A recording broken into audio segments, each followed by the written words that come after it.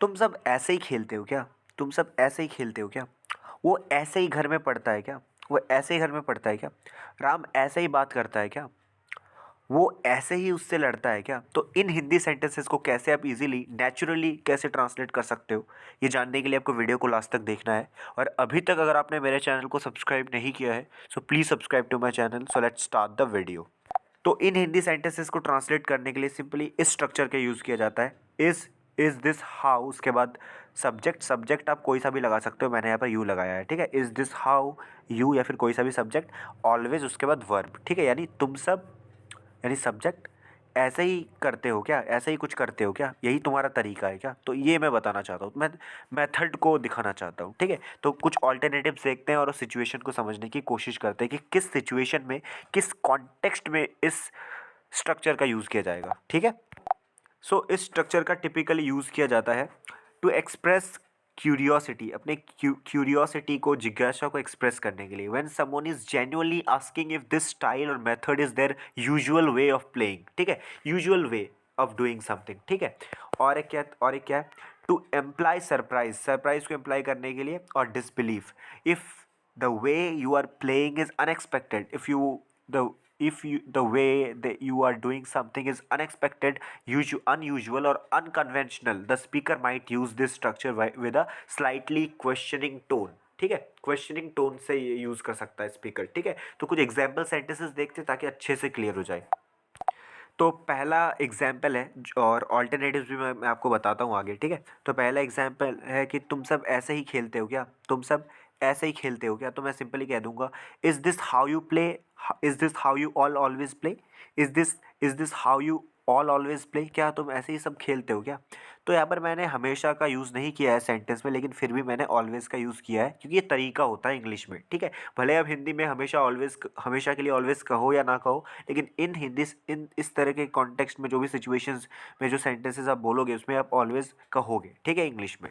तो और क्या क्या ऑल्टरनेटिव्स हो सकता है? आप इसको सिंपली ऐसे भी कह सकते हो कि do you guys always play like this?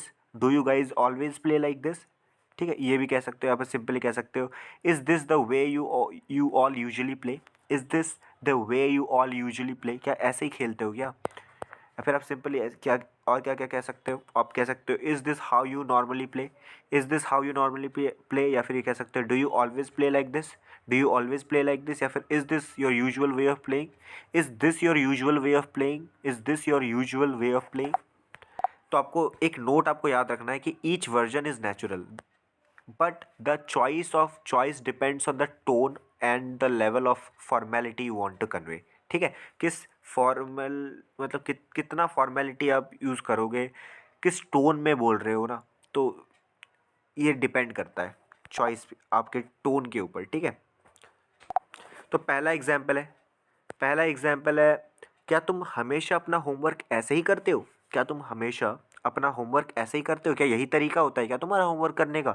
Is this how you always do your homework? Is this how you always do your homework? क्या ऐसे ही करते हो क्या? यही तुम्हारा यूजुअल तरीका है क्या? नॉर्मल बिहेवियर यही है क्या? नॉर्मल तरीका यही है क्या? दूसरा एग्जाम्पल है, क्या वे हमेशा अपना काम ऐसे ही करता है? क्या वे हमेशा अपना काम ऐसे ही करता है? Is this how they is this how they always do their work? Is this how they always do their job? क्या ऐसे अपनी जॉब को करते हैं क्या?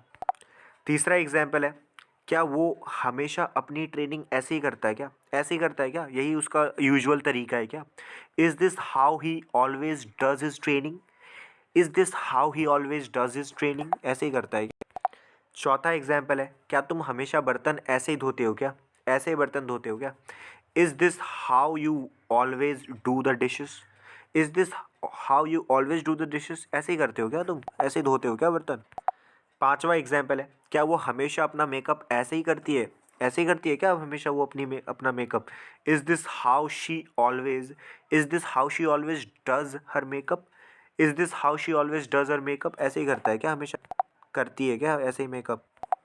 छठा एग्जाम्पल है, क्या तुम हमेशा अपनी सुबह की दिनचर्या ऐसे ही करते हो क्या? ऐसे ही होता है क्या तुम्हारा? ऐसे ही होता है क्या?